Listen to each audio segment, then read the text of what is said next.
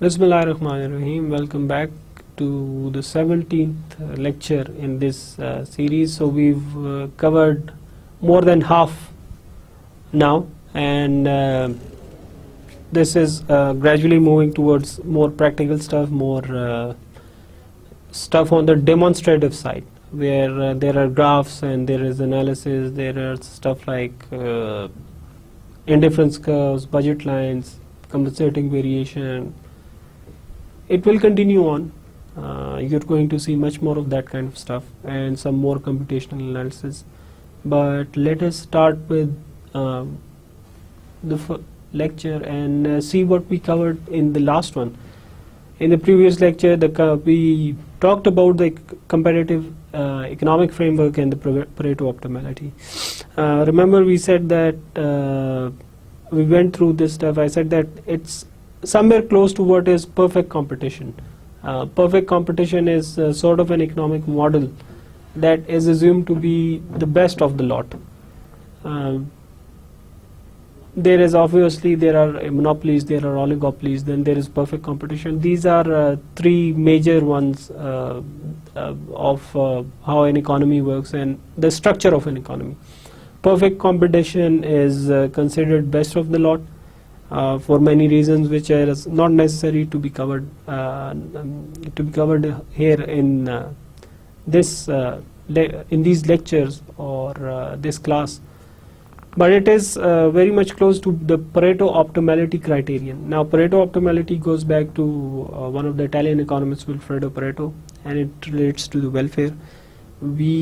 For our understanding, we divided the whole economy into consumers and producers, the two groups, which the dominant ones, and this is a good bifurcation, very useful bifurcation for understanding things. Then we went through the graphical analysis of total social surplus and demonstration of consumer surplus. Any of the policies that an analyzer or somebody, an implementer, those who govern want to implement a policy, that should ideally be geared towards that perfect competition or the comparative model, and that comparative model involves the achievement of total social surplus, and that total social surplus includes the consumer plus producer surplus. We saw it from the point of view of consumer surplus, and obviously we'll be seeing it through the mode of the producer surplus, what the producer thinks about this kind of stuff, and how his surplus figures in this one, and whether we can compensate him or not, or stuff like that we already discussed in the last lecture. Compensating and equivalent variation and their graphical presentation. Compensating variation was about goods already present, but because the quantity declines, the quantity consumed declines because of a rise in price, and rise in price could be due to anything, due to a tax policy, due to removal of a subsidy, due to an exogenous shock.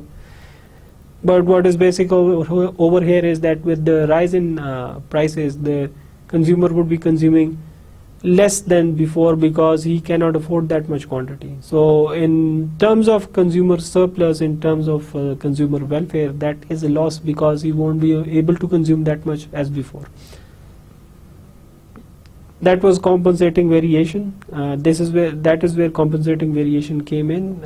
If the government thinks that there is a need to compensate the consumer, then that kind of compensation would be called the compensating variation.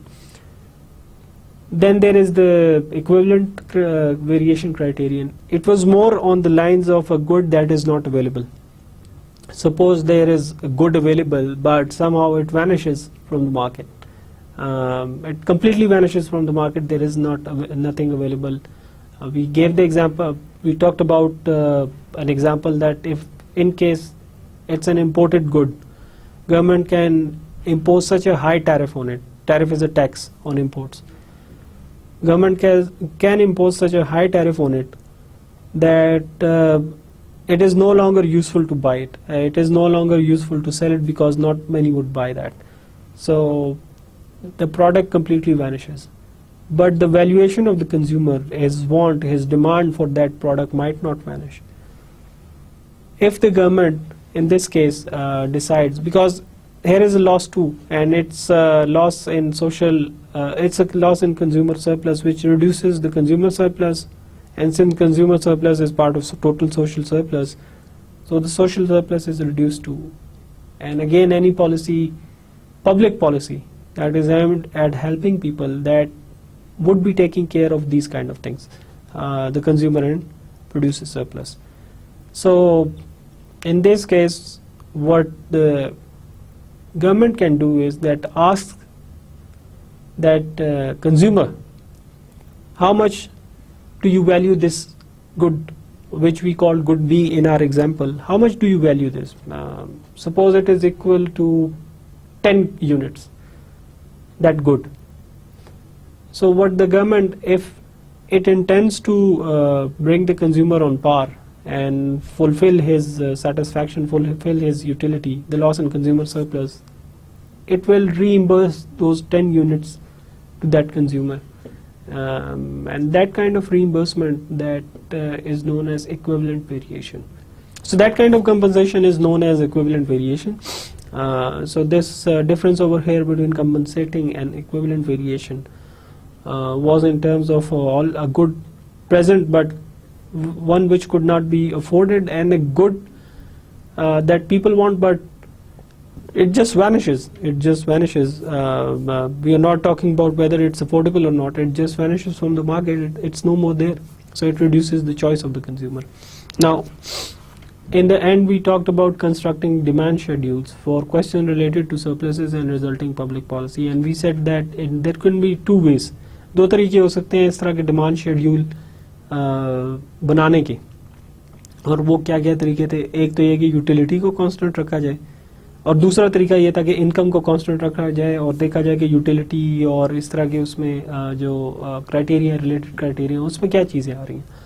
जो दूसरा तरीका car था कि income को constant रखा जाए, एक ही जगह पे रखा जाए, और फिर वो जो डिफरेंसेस आते हैं उसमें यूटिलिटी में, लेवल में उसके डिफरेंसेस आते हैं, उसको नोट किया जाए क्या हो रहा है उसमें, उससे अंदाज़ा लगाया जा सकता है. अब ये ज़्यादा इस्तेमाल की जाने वाली अप्रोच यही है इनकम वाली, वो इसलिए क्योंकि इनकम जो है ये ऑब्जर्व किया गया कि वो इतनी जल्दी नहीं बढ़ती, and which is reasonable assumption, which is obviously a very reasonable assumption, कि इनकम्स जो है एकदम जो है वो कोई छलांग नहीं मारती, उसमें एकदम कोई इतनी चेंजेस नहीं आती.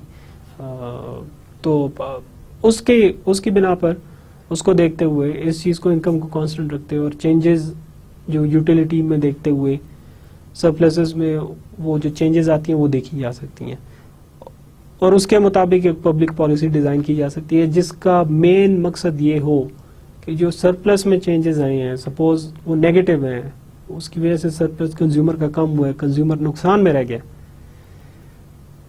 तो उसके मुतालिक कैसी पब्लिक पॉलिसी बनानी चाहिए कि वो परेटो एफिशिएंट भी हो और कंज्यूमर को अपनी जगह पे भी ले आए. So those are the some of the observations और some of the statements that we went through in the last lecture. So let's move on to the next one. First of all, a debate, and this is just to take some time off from graphs, just to make you understand, because they can get boring or they can get students a bit confusing. So this is just an aside. We'll be doing, of course, we'll be doing many discussions. There are quite a few assignments, at least 3 assignments, discussion assignments. So discussion over here, it's kind of taking your mind off of those graphs and all that technicalities for the moment. And moreover, it's this discussion is the greenhouse gas emission. This is more about the private sector's failure to come to some kind of conclusion, to come to some kind of formula or a solution to this problem, and how to change their behavior, how to change their conduct in accordance with the changes in environment, and in accordance with available evidence that tends to suggest overwhelmingly that it is human activity that is causing all these greenhouse gas emissions, which is leading to changes in weather patterns, which is given this name, general name of global warming. And this was one of the rationale in one of the previous lectures that we went through. This was one rationale that if the market is incomplete, if the private sector fails to come up with the solutions that hurt everybody. Remember, this global warming in this case is an externality, when actions of a few, like industrialists, tend to harm all the people. Weather changes affect all the people, not just industrialists or the other people, the ordinary people. So what's this global warming question? The global warming question is, the greenhouse gas emission question is that since the time that the scientists started measuring the emission of those gases, it was in 1800s, where they started in Britain, I believe. वहाँ पे इन्होंने ये major करना शुरू किया कि हवा में कार्बन की मिकदार या मुख्तलिफ जो केमिकल्स हैं उनकी मिकदार कौन सी है, तो उसमें कार्बन भी था. वो over the time, over hundreds of years, when that data was analyzed, it started becoming apparent that the levels of carbon dioxide are increasing in the atmosphere. And with that increase of carbon dioxide in the atmosphere, certain changes were started becoming apparent since late 1980s, 90s.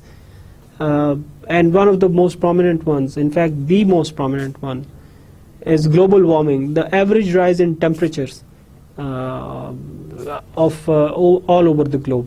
It not just doesn't happen in this part of the world, it happens in all the parts of the world. In fact, at this moment, when I am talking, the US, one of the states in US, one of their states, California, I'm sure you've heard about it. California is suffering one of the worst droughts in its history. It's unparalleled. It has never happened before, but it has happened now. It has become completely dry because it's been more than a year since there have been no rains in California. वहाँ पे कभी भी ऐसा नहीं हुआ, लेकिन ये changing जो ग्लोबल वेदर के पैटर्न्स हैं उसकी वजह से जगह जगह इस तरह की मौसमियाती तब्दीली आ रही हैं कि जगह जगह ये चेंजेस आ रही हैं.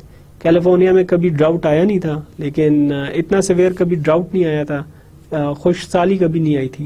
कहत नहीं है, खुश साली है. इस तरह नहीं है क्योंकि बारिश वगैरह हो ही नहीं रही, सारा पानी सूख चुका है. इवन बोर्स वगैरह भी जो है वो भी सूख चुके हैं. अंडरग्राउंड पानी जो है वो भी ख़त्म होता जा रहा है, बहुत कम रह गया. तो कैलिफोर्निया में कभी ऐसा नहीं आया था. This is unprecedented. और ये और इलाकों में भी हो रहा है इस तरह के. ये जो वेदर पैटर्न्स है, कहीं पे बहुत ज़्यादा एक्सट्रीम है, कहीं पे इतनी ज़्यादा बारिश हो रही है कि सैलाब के सैलाब आ रहे हैं, हालांकि पहले वहाँ पे बारिश होती नहीं थी.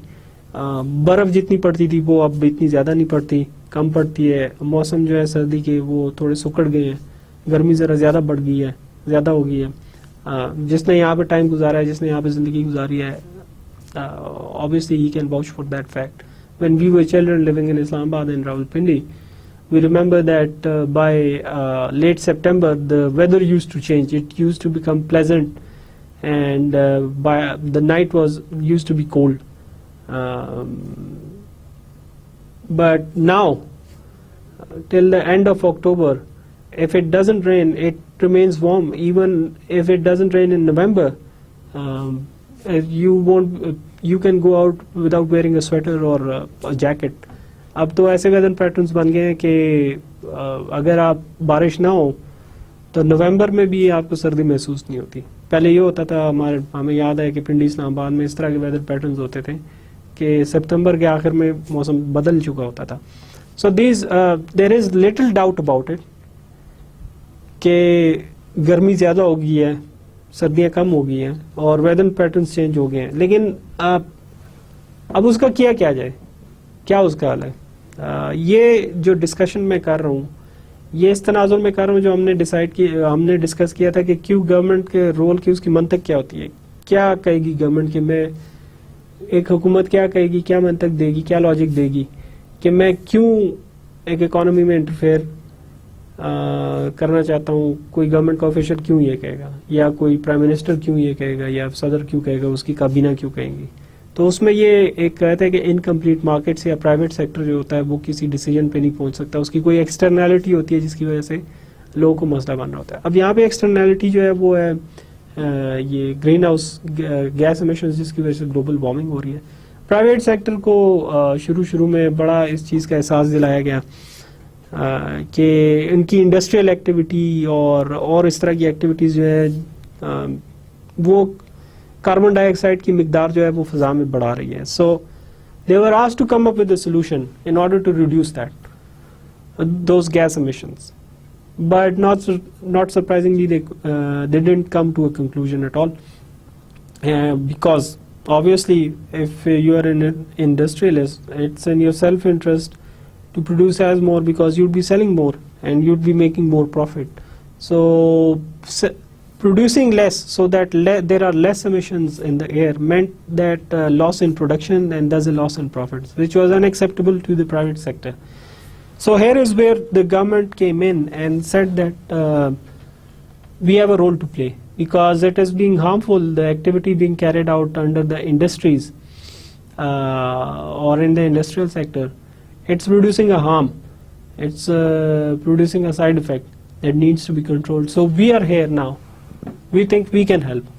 And the government came in and doled out research grants, tried to make everybody's come on a table, in fact forced quite a few. And talk about this thing, how to reduce this thing. And the results, one of them was Kyoto Protocol that called for reducing the carbon emissions to a certain level, to a level that scientists believe, their calculations show that it is maintainable, it is not harmful. It was the Kyoto Protocol signed in Japan. Kyoto is in Japan. It hasn't been implemented till yet, but Kyoto Protocol did not come into being due to efforts of the private sector. It solely came into being due to efforts of the government all over the world who had realized that there is some kind of danger in this and there is an externality in this कि लोगों को नुकसान पहुंच रहा है. तो this is an example. अभी भी प्राइवेट सेक्टर की कोई इतनी इन्वॉल्वमेंट नहीं है, वो इस चीज़ के बारे में काफ़ी शाकी हैं. They are pretty doubtful about all this thing, the private sector, but it's the governments that are taking the lead and coming up with agreements like Kyoto Protocols. Anyway, what is happening over here is that the private sector couldn't come to an agreement, couldn't just hammer out a solution. So it was the government, left to the government that, okay, since you can't decide it, and this is a problem, we need to come in. We need to decide on your behalf and on our behalf what to do about this thing. So this is just one example. We'll be going through many examples. This is just one example जहाँ पे private sector जो है बजाय government के private sector जो है वो नाकाम हो गया किसी solution को तलाश करने में, कोई हल तलाश करने में, जिसकी वजह से हुकूमत को आना पड़ा इस चीज़ में और हुकूमत जो है अब इसमें fully involved है. इस किस्म की डिबेट में, इस रिसर्च में, इसमें एफर्ट में जो भी इसमें बनती है. Government is aware of that, government is aware of the problem and it has come in voluntarily in order to help. आप जगह जगह आप चले जाएं, किसी भी जगह चले जाएं, पाकिस्तान में भी एक एनवायरमेंटल मिनिस्ट्री आपको मिलेगी जो कि इन चीज़ों से डील करती है, ग्रीन हाउस गैसेस से, टोटल एमिशन से, क्या वो हमें नुकसान पहुँचा रही है कि नहीं पहुँचा रही. Mind you, though, Pakistan's footprint is very low when it comes to polluting the world's atmosphere. Pakistan के इस चीज़ में अभी तक पॉजिटिव कंट्रीब्यूशन है, which is strange. पाकिस्तान के मुतालिक कोई अच्छी खबर कम ही सुनने को मिलती है, लेकिन पाकिस्तान का ग्लोबल पोल्यूशन फैलाने में बहुत ही नेग्लिजिबल किरदार है. जितनी यहाँ पे वो पैदा हो रही है धुआं वगैरह वो बहुत कम है. कार्बन डाइऑक्साइड जितनी पैदा हो रही है जो कि फ़ज़ा में जा रही है पूरे पाकिस्तान में, जो एक्टिविटी है उससे वो बहुत कम है मुकाबले में. इसके आप मुकाबला कर लें चाइना से, जो या ऑस्ट्रेलिया से या यूनाइटेड स्टेट्स से या इंडिया से, दो जो हमारे हमसाये में ममालिक हैं, ये जितनी कार्बन डाइऑक्साइड पोल्यूशन प्रोड्यूस कर रहे हैं ये दुनिया में बहुत बड़े पोल्यूटर्स हैं. तो पाकिस्तान जो है शुक्र है इतनी उस फहरिस्त में नहीं है. We are less of polluters और फिर उसमें अगर पोल्यूशन की डिबेट में हम जाते हैं तो पाकिस्तान में इस तरह की जो ये पोल्यूशन जो सबसे ज़्यादा फैलाते हैं वो ये भुट्टे हैं जहाँ पे ये ईंटें वगैरह बनती हैं, वो हैं ब्रिक किल्न्स जिसे कहते हैं, brick furnaces where they burn all these things to make bricks. That's pretty harmful as far as Pakistan is concerned. And next, the other things like it give you example of all the mining that is going in on Margala Hills, in breaking the stones and bringing all that stuff to the factories in order to manufacture cement. So इस किस्म की चीज़ें जो है ये काफ़ी harmful है पाकिस्तान में. ये प्राइमरली जो है, फिर उसमें गाड़ियों का धुआं वगैरह हो गया, ये फिर साथ साथ कैटेगरी बनती जाती है. So a demonstration or a discussion of why government came in regarding this sector, the environmental sector, because the private sector just couldn't come up with a solution. They didn't want a solution and they just wanted to keep polluting the atmosphere without anybody asking them. So the government had to step in. Producer surplus calculation. Distinguish between economic profit and accounting profit, average cost and marginal cost. अभी हम देखते हैं कि ये क्या चीज़ें होती हैं. Why equilibrium turns out to be best in terms of social surplus. So पहले जो इससे पहले का लेक्चर था हमने उसमें कंज्यूमर सरप्लस के बारे में बात की थी solely कि कंज्यूमर सरप्लस जो है उसमें जिसमें इक्विवेलेंट और कंपनसेटिंग वेरिएशन भी आ गई थी कि अगर there is a loss in it then how to go about that loss and how to nullify that loss. What can the government do in terms of Pareto optimality options and for in terms of public policy options. Now we move towards the question of producer surplus and its calculation. So there are a few distinctions to make over here: economic profit and accounting profit, average cost and marginal cost. Regarding economic profit and accounting profit, economic profit, accounting profit is just cost, the revenue minus cost, this kind of stuff. That is solely concentrated on the material inflow and outflow of cash. That tells you about the accounting profit. But economic profit, when we are talking, economic profit is also called rent. Economic profit is all about satisfying or figuring in all the money owed to all the resources owed that are used in production process. What would go to them in terms of resources, in terms of earnings? That is economic profit, and whatever is left behind, if any. So economic profit, it relates to many things. It's kind of an overall arching concept. It also relates to, I remember, opportunity cost of capital too. But we don't need to discuss it. But all the things, all the resources that are used in producing a certain product, economic profit takes into account the payment to all those factors: land, labor, capital, human resources. Economic profit is all about taking those factors into account, not just inflow and outflow of cash as in accounting profit, and then looking at how much payment goes to each factor. This is economic profit. We would probably be discussing it later on too.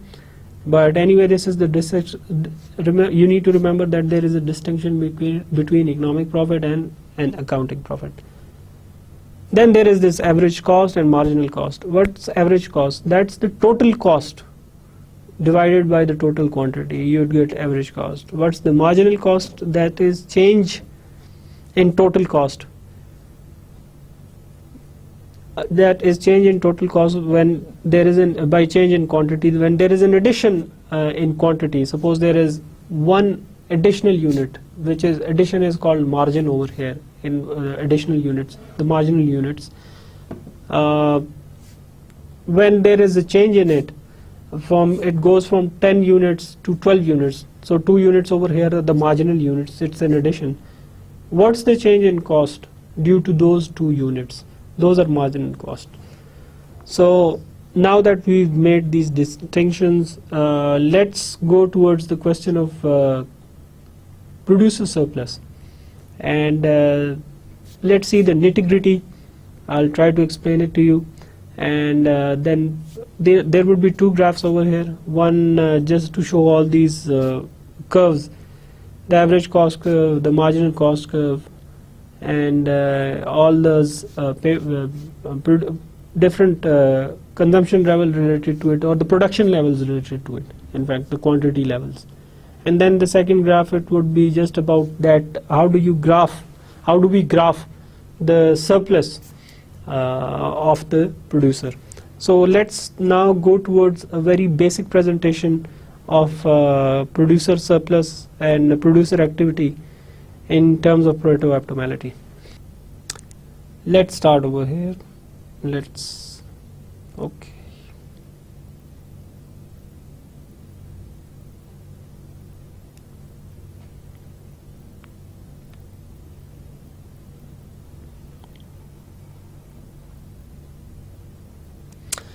Simple y and x axis.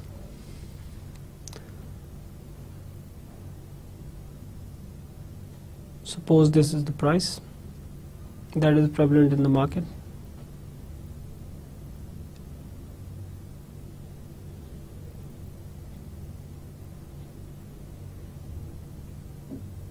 This is a pretty rough one, just trying to make you understand this thing. Otherwise, as I said, I'll be giving you other diagrams complementing these things. You can always look them up, but as I mentioned before, you need to understand this stuff, how this comes about, which line comes about where, why it is drawn here, not otherwhere, not at any other place. These are the basics which you need to understand. Anyway, this is the U-shaped curve, that is the average cost curve.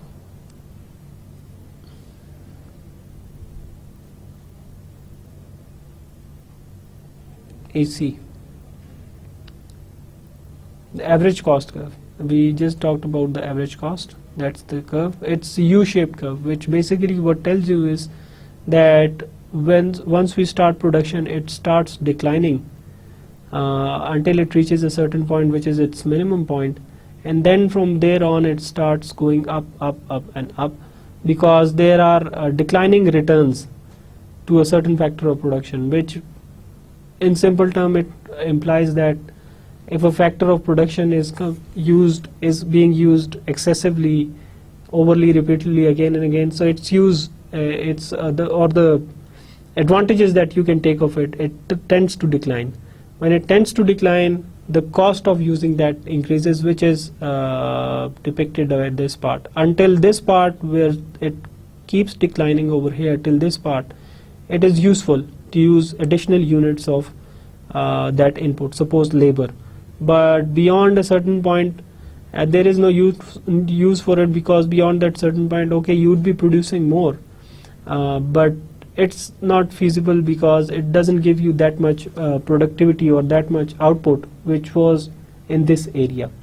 We'll discuss it later again. We'll discuss the theory too, just to clarify. Then there is this marginal cost curve.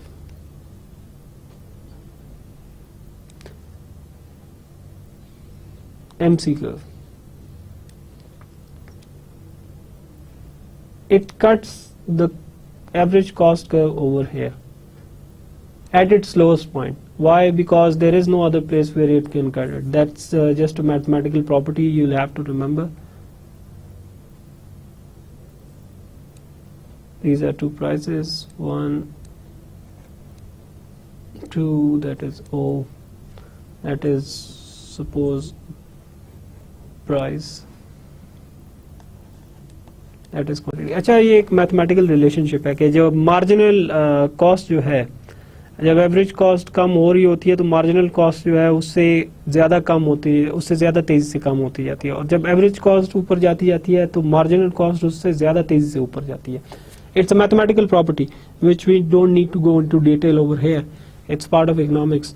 it says that when the average cost starts declining, the marginal declines more than the average cost, which can be seen over here. Marginal is below that, but as it starts rising, the average cost, the marginal cost tends to rise much faster than the average cost, which is depicted by marginal cost being above the average cost over here. So suppose we have this level over here where average cost cuts the marginal price level, Q1, this one is Q2 at P2. Extend that over here, when you'd be coming up with this number.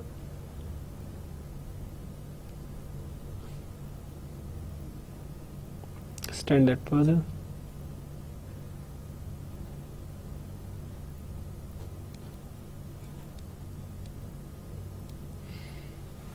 So these are the two numbers that we've come up with. Suppose we label them as A, B, C, D, and E. At this moment I won't be discussing those triangular properties of where the surplus and where that triangle lies. For the moment, just let it go. Just for the moment you need to, because I don't want to just throw everything at you in one lecture. No, this is a bit technical stuff. I'm just, for those who have already had economics, it's fine, but for those who haven't had economics, you need to just understand this stuff before we before we go on and just like as we did in the consumer surplus and come up with triangles, that this triangle represents this, that this triangle represents this. No, not at this moment. I've already talked a lot about it.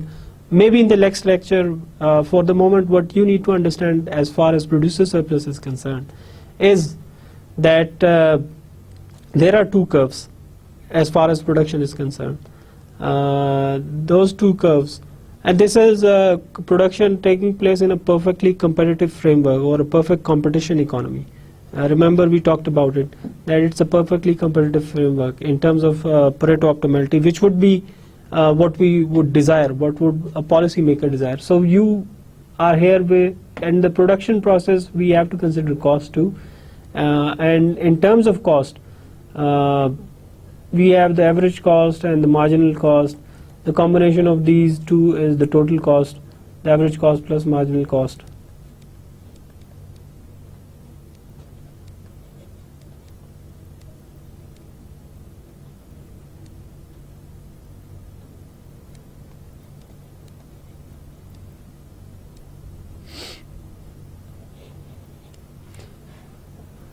So these curves, what they tend to tell you, this average cost curve, it's sort of this thing. It's a U-shaped curve. It's a bit different over here in the graph, but I've made it separately to make you understand. This U-shape of the average cost curve comes about because as production increases, the average cost of production over all the products produced, it tends to decrease until it comes here, which is the lowest point, and after that it tends to increase. That decrease is due to the declining productivity, declining marginal productivity of a certain product. Excuse me.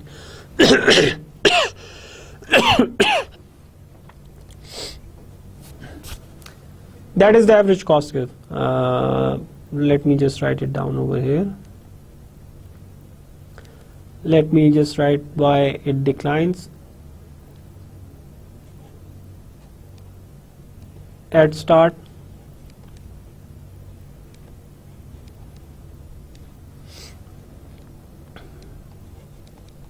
AC curve declines.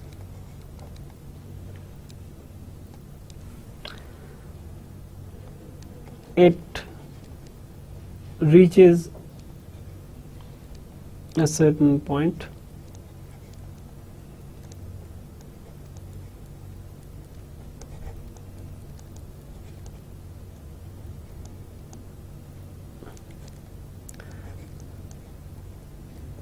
and then picks up again.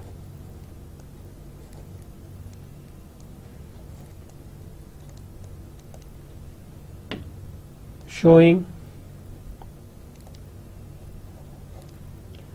low productivity or output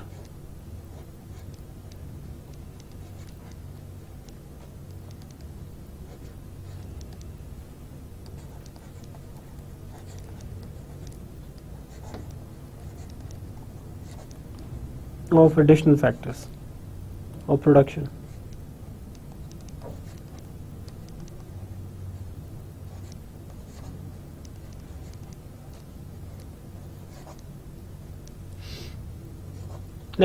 Let me just write PROD for production. Then there is this marginal cost curve. It goes something like this. It's always below average cost curve when it is falling, but it tends to rise faster than the margin average cost curve when average cost rises. So it's above it over here in this phase.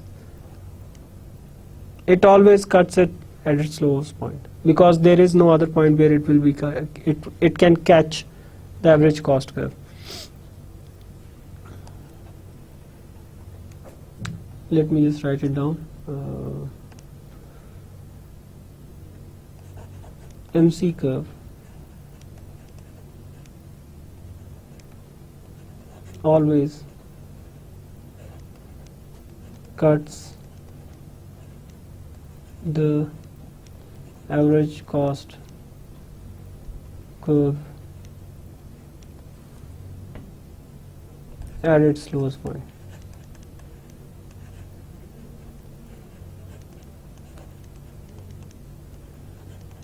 अच्छा, यहाँ पे एक और बात आप लोगों को clear करता चलूँ before I go on.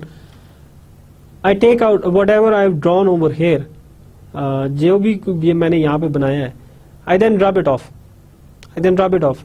The reason that I do that is that again, if you see these pictures, you try to just make out something of it and just see it and not draw it by yourself. ये student की एक inclination होती है कि वो कहता है कि यार जब already बनी हुई है मैं क्यों बनाऊँ उसको. No, I rub it off. I take it out of my notes because I want you to draw it. I want you to try these things by yourself. That is how you will learn. Otherwise you won't learn.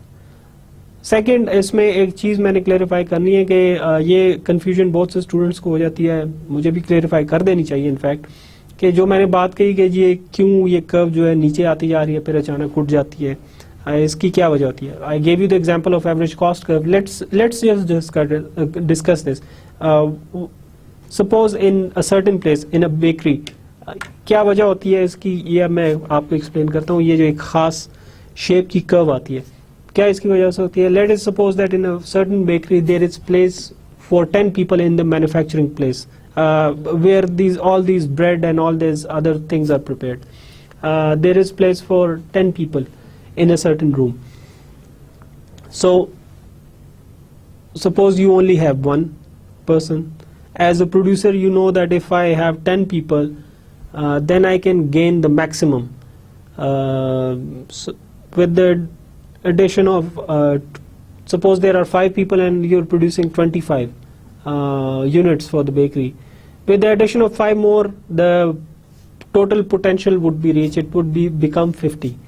Now that is the maximum. That is where this curve, this line over here, as I've shown, this one, it keeps coming down over here as you keep increasing those people and make them 10 units of 10 people inside a bakery. But if you increase more than that, if you increase more people than that, then the total output that would increase but at a decreasing rate. अब देखें अगर 10 बंदे जो हैं वो 50 units produce कर रहे हैं, तो अगले 10 जो हैं अगर आप उसको ऐड करेंगे तो वो 50 यूनिट नहीं प्रोड्यूस करेंगे, वो 40 यूनिट प्रोड्यूस करेंगे या 30 यूनिट प्रोड्यूस करेंगे। उसका मतलब ये होता है that indirectly translates into higher margin average cost, के हायर एवरेज कॉस्ट इसलिए हो रहे हैं क्योंकि अब जितना आउटपुट आपको मिलना चाहिए था पहले 10 बंदों से मिल रहा है, अब वो उतना अगले 10 बंदे जो अप्लाई एम्प्लॉय किए हैं जो 20 हो गए हैं उनसे मिल नहीं रहा।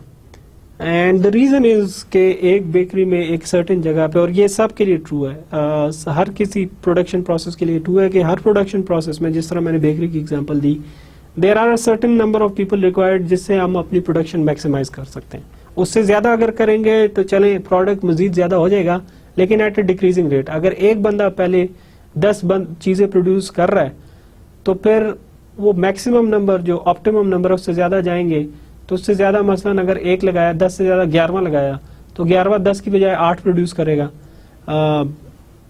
वो जगह भी क्रैम्ड हो जाएगी, वो रिसोर्सेज भी इतने नहीं होंगे, वो कहेगा कि मुझे भी रिसोर्सेज दो ताकि मैं भी प्रोड्यूस करूं, लेकिन रिसोर्सेज ऑलरेडी 10 बंदे बड़े ऑप्टिमली और बड़े अच्छे तरीके से इस्तेमाल कर रहे हैं, तो उनका काम भी जो है वो मुतासिर होगा। और 11वां बंदा जब आएगा फिर 12वां आएगा, 13वां आएगा, इस तरह 20 हो जाएंगे, तो वो कंफ्यूजन बन जाती है, कोऑर्डिनेशन प्रॉब्लम्स आ जाते हैं, रिसोर्सेज डिस्ट्रीब्यूट करना मुश्किल हो जाता है। तो वो ऑप्टिमैलिटी, वो जिस तरीके से प्रोडक्टिवली वो काम हो रहा था वो होता नहीं है, वो रुक जाता है। सो दैट इज वाई जब इसको ट्रांसलेट किया जाता है सिंपली कि इस सिनेरियो को, तो अगर पहले 10 बंदे जो हैं वो हमने एम्प्लॉय किए हैं क्योंकि बेकरी की कैपेसिटी ही 50 यूनिट्स है, अगर उससे कम प्रोड्यूस कर रहे हैं तो वो भी नुकसानदेह है। इसलिए बेकरी अगर एम्प्लॉय करते जाए 1 2 3 4 5 6 फिर 10 तक बंदे एम्प्लॉय करते जाए तो कॉस्ट तो उसकी है ही है,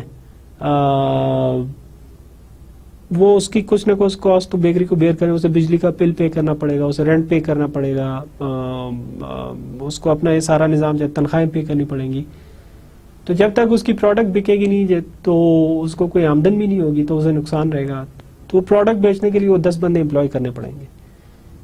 अगले जो 10 बंदे एम्प्लॉय किए जाते हैं, चूंकि ऑलरेडी उसकी मैक्सिमम प्रोडक्शन ही 50 है, अगले 10 बंदे एम्प्लॉय कर भी लें, प्रोडक्शन तो बढ़ जाएगी लेकिन उससे उतना ज्यादा फायदा नहीं होगा जितने पहले 10 बंदों को लगा के हुआ है। इस चीज की रिफ्लेक्शन होती है ये एक फॉलिंग मार्जिनल कर्व में, और फिर कॉस्ट जो उसकी एवरेज कॉस्ट बढ़ती जाती है उसमें होगी। अच्छा, दूसरी बात, एक और चीज जो कि मैं शायद आपको गलत कह गया इसमें, वो ये थी कि टोटल कॉस्ट की मैंने बात की, total cost average cost plus marginal cost तो नहीं, ये इसको आप ये कह लें, टोटल कॉस्ट जो होती है वो fixed cost FC, my apologies I forgot, अगर मैं कोई चीज भूल जाता हूँ वो फिर मैं आपको बाद में क्लेरिफाई कर दिया करूंगा, मुझसे भी गलती हो सकती है।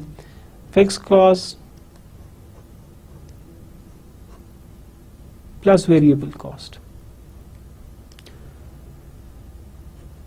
FC fix cost plus variable cost जो टोटल कॉस्ट होती है, और ये जो मार्जिनल और एवरेज कॉस्ट है ये वेरिएबल कॉस्ट कैसे है, वेरिएबल कॉस्ट के जो बदल सकती हैं जो कॉस्ट। फिक्स कॉस्ट तो मैंने जैसे आपको बताया कि बिल देना है, रेंट देना है, तनख्वाहें देनी है, ये फिक्स कॉस्ट है, फिक्स कॉस्ट ऑफ बिजनेस है। अगर आप कोई प्रोडक्शन हो रही हो ना हो रही हो, सेल हो रही हो ना हो रही हो, ये खर्चे बर्दाश्त करने हैं।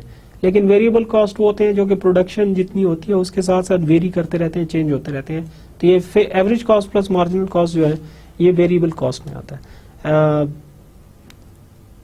Hopefully you won't mind my mistake, if I have made any mistakes, even I go and study the lectures again. If I make some mistake, then I'll let you know, as I just let you know over here. So hopefully you won't mind that. Would be very gracious of you. Anyway, ये जो आपको U curve का U shape है जो curve की, उम्मीद है आपको उसका मकसद समझ में आ गया होगा कि मैं उसमें क्या करना चाह रहा हूँ, क्या कहना चाह रहा हूँ। तो ये बड़ी बेसिक है, ये जो बड़ी बेसिक सी मैंने आपको बताई कि ये प्रोड्यूसर सरप्लस के हवाले से जो कैलकुलेशन है वो की जाती है कि ये किस किस्म की कैलकुलेशन है। अब कैसे कम हो सकता है वो एरिया प्रोड्यूसर सरप्लस का, उसको हम कैसे गेज कर सकते हैं। आपको एक सिंपल सी वो डायग्राम बना दूंगा उसमें एक्सप्लेन करने के लिए, कोई बहुत कम्प्लेक्स नहीं बनाऊंगा।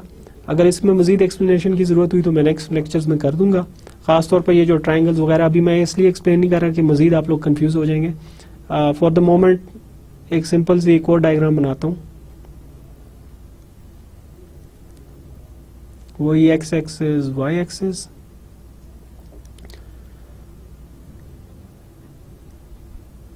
एक यू शेप टाइप की कर्व इस तरह की आ गई.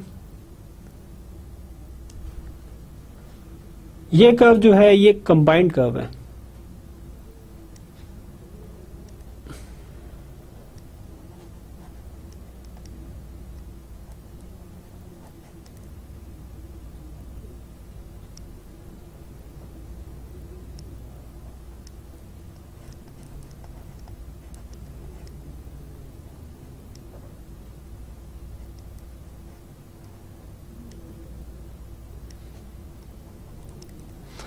This is a combined curve. याद, अगर आपको याद हो, हमने अभी जो लास्ट लेक्चर में कंज्यूमर सरप्लस वगैरह पढ़ा था, उसमें हमने आखिर में एक चीज़ पढ़ी थी, वो ये थी कि सब इनको जो इंडिविजुअल कर्व्स हैं, सरप्लस कर्व्स, उनको कंबाइन करें तो हमारे पास एक पूरी एक कर्व आ जाती है, डिमांड कर्व आ जाती है, मार्केट डिमांड कर्व और टोटल डिमांड कर्व और टोटल सोशल सरप्लस हमें जो है उससे पता लग जाता है.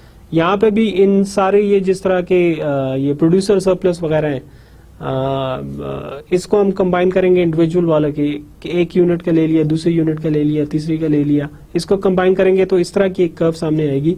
और इससे हम जो है वो अंदाज़ा लगाने की कोशिश करेंगे कि क्या हो सकता है प्रोड्यूसर सरप्लस के हवाले से. सपोज एक यहाँ पे प्रोड्यूसर को कीमत मिल रही है, ये अगर इसको हम एक्सटेंड करें इधर, सॉरी,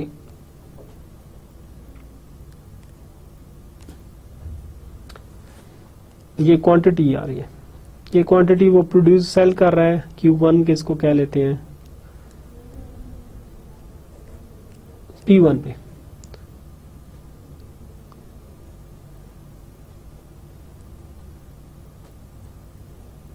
और ये आ गई Q2 प्राइस P2 पे. अब जब कंज्यूमर इस कीमत पे P1 पे वो एक चीज बेच रहा है और Q1 क्वांटिटी बेच रहा है, तो उसका टोटल सरप्लस जो होगा कंज्यूमर का, सॉरी प्रोड्यूसर का, वो ये सारा एरिया होगा अंडर द कर्व.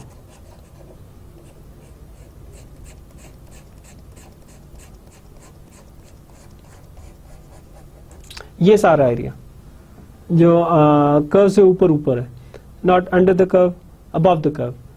लेकिन जब कीमत कम होती है, अब ये ऑपोजिट होगा कंज्यूमर के. कंज्यूमर के केस में जब कीमत कम हो रही होती है तो हम कहते हैं कि उसको फायदा हो रहा है क्योंकि वो मजीद अफोर्ड कर सकता है खरीदना, उसकी कुव्वत खरीद बढ़ जाती है. लेकिन प्रोड्यूसर के केस में देखें, जब कीमत यहाँ पे कम हो रही है, P1 से जा रही है नीचे P2 पे, कीमत कम हो गई है, तो उसकी कीमत कम होने का क्या होगा नुकसान उसको, कि जितना उसका मुनाफा मिल रहा था एक प्रोडक्ट से बेचने से, एक यूनिट बेचने से, वो कम हो जाता है. अब वो नुकसान जो होता है, जो प्रोड्यूसर का सरप्लस होता है, वो कैसे कम होता है.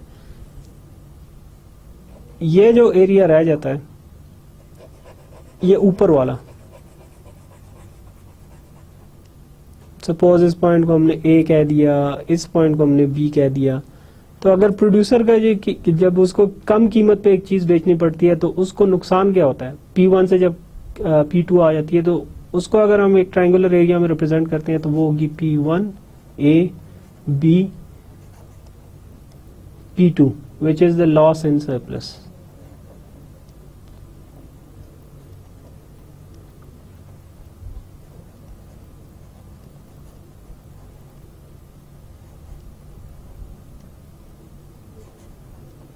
Due to price decline.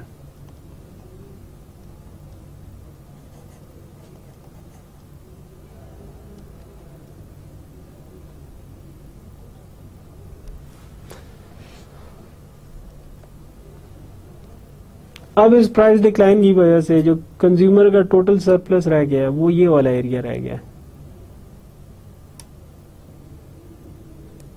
ये यहां तक का एरिया, ये रह गया कंज्यूमर का सरप्लस. वो जो कंज्यूमर का सरप्लस का एरिया था ये वाला, it has been lost by the consumer producer. Why? Because the price that it is selling its product for now, it's much less than it was before. So this is the loss in the consumer surplus. That is as simple as it goes. So hopefully this isn't that difficult. Definitely we'll go, I think we'll go over it once again just to make it clear, just to clarify these concepts again. This is just the beginning, a slow beginning. I'm trying to make it easier for you, going slow with this thing, going one by one, because for those of you who haven't had economics, this could be difficult. For those of you who've had economics, it would be have been easier. And my terming the total cost as average cost plus marginal cost as amusing too, but honestly I forgot. Total cost is the fixed cost plus the variable cost, and marginal cost and average cost is part of the variable cost. My apologies again, but anyway, corrected it in time. So these are the two curves that depict the producer surplus, and in the second one I showed that how a producer surplus in terms of a comparative economy model, how this is drawn, and how producer surplus or a loss in the producer surplus, how it is depicted in these kind of terms. Then the question is, the next one, why equilibrium turns out to be best in terms of social surplus.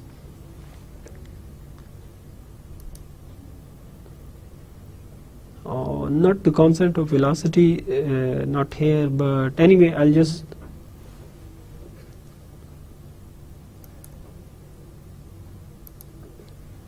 draw it over here, what I'm trying to do. So why does it turn out to be the best one? Equilibrium turns out to be best in terms of social surplus. Remember we studied the consumer and producer surplus in simple equilibrium model. And this model, from the point of view of Pareto optimality, how would I go about this stuff? How would a consumer and producer surplus be defined? Let's just draw the simple x-axis and y-axis again.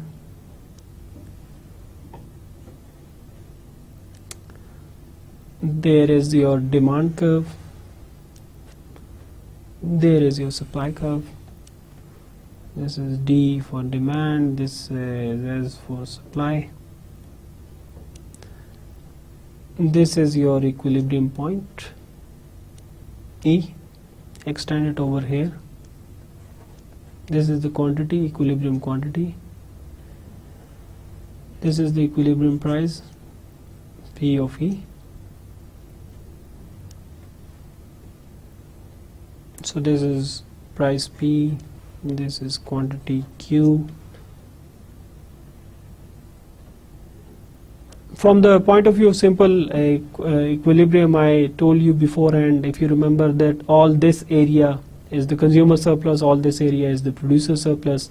Now in terms of Pareto optimality, if this is a you can think of it as an alternative explanation, but anyway, suppose the price, it reaches here. Extend this over here.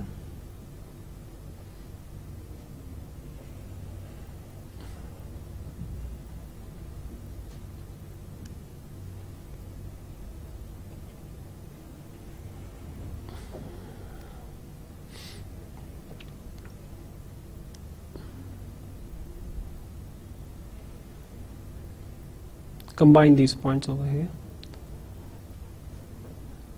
The trick over here is that you extend the lines where you see where these lines touch the demand and supply curve, and you just extend it to the y-axis and the x-axis in order to make something out of it. So you can see over here that there is a price increase, suppose P1 to PE, and then there is a price decrease from P1 to P2. Q2 quantity and Q1 quantity.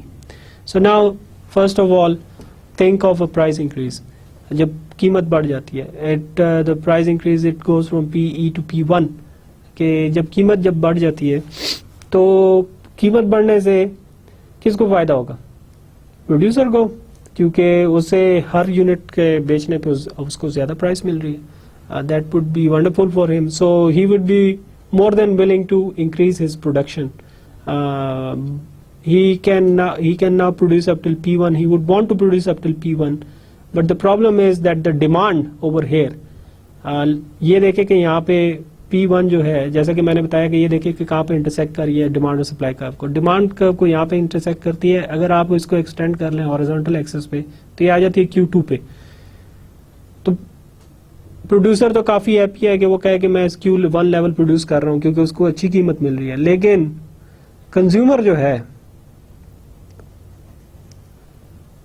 वो इतना अब afford नहीं कर सकता, क्योंकि कीमत जब महंगी होगी एक प्रोडक्ट की और उसकी इनकम कांस्टेंट है, व्हाट वी आर सपोजिंग, और normally that is the case, तो उसकी कुव्वत खरीद कम होगी है, तो उसकी वजह से वो कम खरीद सकता है. अब इधर लॉस किसको है?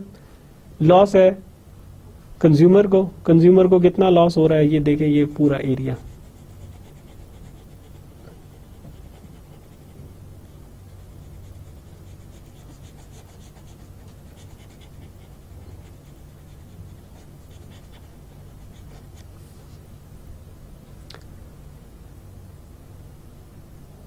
प्रोड्यूसर जो है उसको फायदा कितना हो रहा है, आप इसको ये एरिया कर सकते हैं, देख सकते हैं. अगर इस लाइन को इस तरह एक्सटेंड करें, ये सारा एरिया जो है, let me just mark it out like this. अभी इसको मैं ज्यादा गहरा नहीं करता. ये कंज्यूमर का फायदा है, सॉरी प्रोड्यूसर का फायदा है. प्रोड्यूसर का फायदा इसलिए क्योंकि वो ज्यादा कीमत पे बेच रहा है. लेकिन अब अगर कीमत गिर जाती है, P2 पे आ जाती है. देखें ये डिमांड कर्व को कहाँ पे इंटरसेक्ट कर रहा है. डिमांड कर्व को यहाँ पे इंटरसेक्ट कर रहा है. कम कीमत पे जो कंज्यूमर है वो तो ज्यादा ही डिमांड करेगा, वो कहेगा कि आप मुझे Q1 क्वांटिटी दो. लेकिन ये भी देखें कि इस प्राइस पे सप्लाई कर्व कहाँ पे इंटरसेक्ट हो रही है, वो Q2 पे इंटरसेक्ट हो रही है. और उस पे जो सप्लायर है, जब उसको कीमत ही कम मिल रही है तो वो प्रोडक्शन भी कम कर देगा, क्योंकि वो इतनी प्रॉफिटेबल नहीं रही उसके ख्याल में. तो ये दोबारा देखें कि इन दोनों के दरमियान दोबारा गैप पैदा हो जाता है. इस गैप की वजह से इनएफिशिएंसीज आती हैं और परेटो ऑप्टिमैलिटी नहीं आ सकती. तो अब देखें कि वो जो सरप्लस की सिचुएशन थी और नुकसान की सिचुएशन थी, loss in surplus and gain in surplus. पहली सिचुएशन में जब कीमत ज्यादा हुई तो यहाँ पे ये सरप्लस गेन हुआ, सरप्लस यहाँ पे गेन हुआ ये सारा, और यहाँ पे लॉस हुआ. लेकिन अब दूसरी सूरत में जब कीमतें कम होगी तो सरप्लस किसने गेन किया? सरप्लस जो है वो कंज्यूमर ने गेन किया. ये सारा एरिया उसके सरप्लस में आ जाएगा. और नुकसान किसको हुआ? प्रोड्यूसर को. कितना उसका लॉस इन सरप्लस हुआ, ये एरिया आप देख लें. वो इसलिए हुआ क्योंकि उसको अब कीमत कम मिल रही है अपने प्रोडक्ट बेचने पे. तो जो इक्विलिब्रियम प्राइस है E के, सवाल ये था why equilibrium turns out to be the best in terms of social surplus. वो इसलिए है क्योंकि इन दोनों में जब इक्विलिब्रियम प्राइस है वहां पे दोनों का जो सरप्लस है प्रोड्यूसर और कंज्यूमर का, वो तकरीबन इक्विवेलेंट होता है. दोनों खुश हैं कि यार इतना सरप्लस जो मेरा है, I am satisfied with it, मुझे कबूल है. इस चीज पे, ये प्राइस पे मैं इस पे इतने बेचने को तैयार हूँ. कंज्यूमर कहेगा कि इस प्राइस पे मैं खरीदने को तैयार हूँ. So they are coming to a mutual agreement without any fuss. So that is why this quantity QE and this price PE is also considered socially optimum. कि ये जो परेटो ऑप्टिमैलिटी के क्राइटेरिया है उस लिहाज से भी ये ठीक बनती है, और ये सबसे बेहतरीन सोल्यूशन है परेटो ऑप्टिमैलिटी के लिहाज से. अब अगला इसमें टॉपिक है कॉन्सेप्ट ऑफ इलास्टिसिटी का. कॉन्सेप्ट ऑफ इलास्टिसिटी का टॉपिक जो है, चूंकि आज हम ऑलरेडी प्रोड्यूसर सरप्लस वगैरह और एक डिस्कशन कर चुके हैं और कुछ ग्राफ्स भी बना चुके हैं, आई बिलीव कि इसको मैं नेक्स्ट टाइम के लिए छोड़ दूंगा.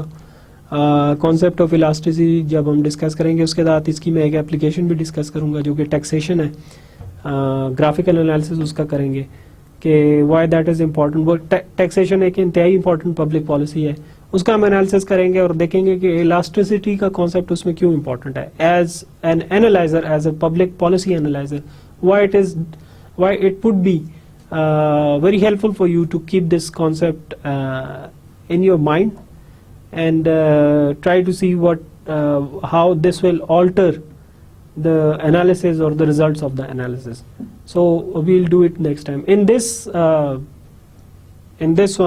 lecture, just to summarize all we studied, first we went through quite a lot of discussion of the greenhouse gases, and it was basically a demonstration of the failings of the private market or the market to come together without government intervention, to come together towards the solution of this problem of global warming and greenhouse gas emissions. So government had to step in. These are the kind of voids that when they are left, it implies government intervention in one form or the other. Then afterwards we went to the producer surplus. We had already studied consumer surplus in the last class. Now we went to the producer surplus and drew a few simple graphs. Then I explained all about the marginal cost, the average cost, the total cost, and how we draw it on the graph, and then how the producer surplus is depicted over there in terms of areas, and what we can do about it. Pretty much similar to what we did in the consumer surplus thing, we can also say equivalent variation or compensating variation from the government to make the producer as well off as he was before. And then in the end, most importantly, we studied that why this competitive equilibrium from the point of view of Pareto optimality is considered the best outcome, the best outcome. So hopefully next time when we meet, there is much more stuff again to discuss. Perhaps we'll go through this again, the producer surplus stuff again. If I have missed anything, then definitely I'll let you know. This is important stuff. We need to know that. You need to know this in order to get a good grasp of it. It will be in the quizzes, it will be in the homeworks probably. So you need to understand this stuff. Hopefully I have been clear enough. And the drawings were clear enough to it. They are improving day by day. But more than improvement, since this is not an arts class, it's I'm just making it for your understanding. So hopefully I'll see you next time, refreshed and ready as ever to listen to whatever new comes your way. Till then, Allah Hafiz and have a good time.